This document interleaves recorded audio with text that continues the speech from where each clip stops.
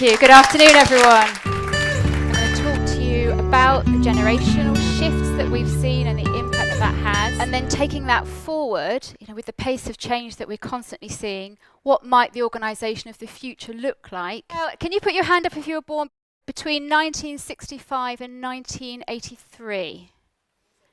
Okay. You're lying, madam. So I'm going to paint a picture when I started work as a Generation X, what that was like. Please, sir, may I leave early? I've got a dentist appointment. Does any of you Generation Xers recognise any of that?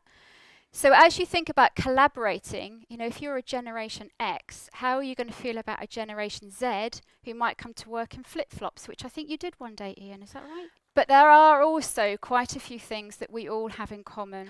One would be that we all want meaning.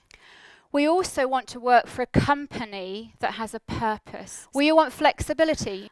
And I think the other point is we all want a boss who cares. How do you motivate people to retain them?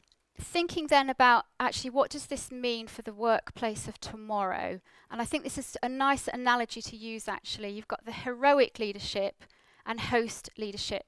And if you think about the superheroes, they're the ones that wear the underpants on their outside of their trousers and say, "Don't worry, damsel in distress, I'll save you." This is known as an iceberg diagram. So what you see above the waterline is behaviour. But actually, the iceberg is massive underneath, and that's what you don't see. The best way to predict the future is to create it.